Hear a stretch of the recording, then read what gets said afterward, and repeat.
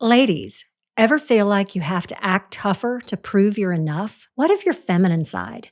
You know, that side that's strong yet soft, intuitive and still reasoning, nurturing?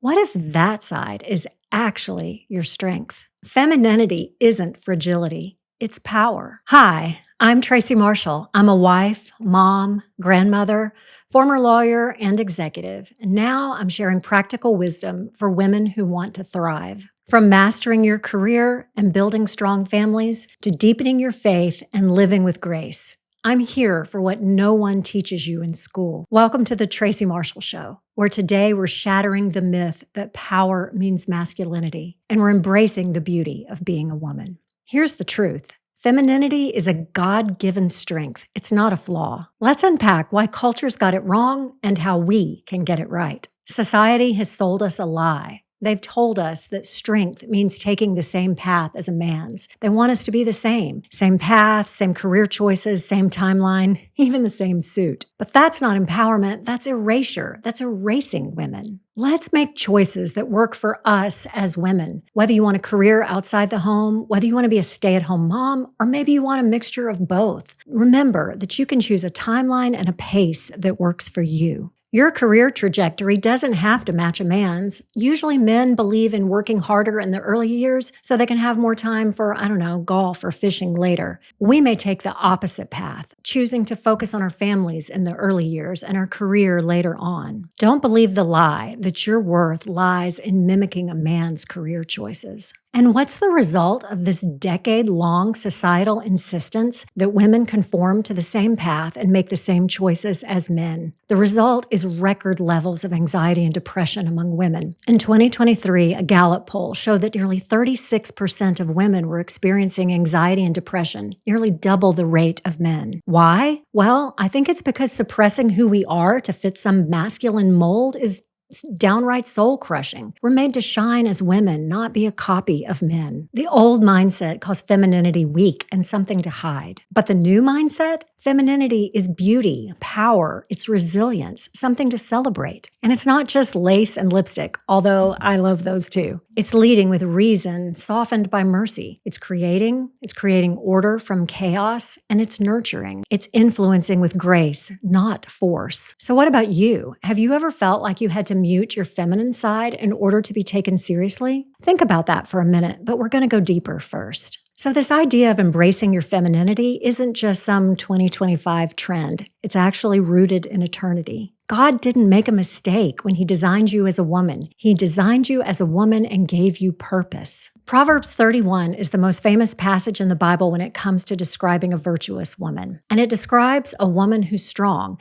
emotionally, strong mentally, but even mentions that she has strong arms. She's prepared, she's influential, and not because she rejects her femininity, but because she leans into it. She's a nurturer, a leader, a force. This isn't about being less. This is about being fully you. Embracing your femininity unlocks joy and purpose that no other mold could ever match. Chasing conformity steals our peace, but living in the way that God designed us, that's true freedom. So why does the world push us to conform? Let's talk about it. The world equates power with hardness. We're told to sharpen our edges and mute our intuition and follow this one-size-fits-all path. But that path wasn't built for us. Forcing women to try to grow on a man's template isn't progress, it's a loss. It's like asking a flower to grow into a tree. We don't have to have the same goals and plans as men to flourish, and we definitely don't have to compete with them. We can have synergy when we work with men instead of sameness and competing against them.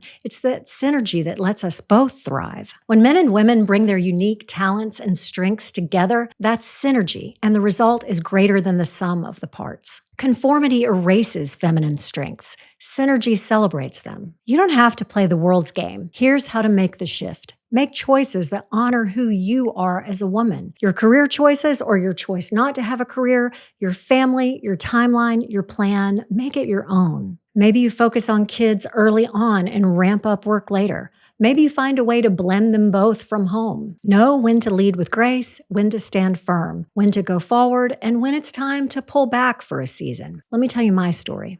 I started as a lawyer in a big firm, grinding out those billable hours. But as I got engaged and married, I wanted more energy and more time to spend with Billy. And I knew I ultimately wanted kids and wanted to have time for them too. I remember the day I quit that big law firm. I felt like I was jumping off a cliff. It was so scary. And the truth is, we lived with less income for a time. Turned out to be one of the best decisions I ever made. I was able to be more present as a wife and then a mom, and that choice ultimately gave me the freedom to start some things from home. I founded a grammar school, later a political nonprofit, all from home while raising my kids. Billy's support was absolutely key through it all. But also, I had to make that initial decision and reject the idea that a 40 to 60 hour work week wasn't getting me where I wanted to go. I want to encourage you that this idea of embracing femininity isn't just a mindset for today, but it's actually a revolution. Like it's a rebellion because society for so long has been trying to shoehorn women into this path that was made for men. Femininity isn't some old-fashioned idea.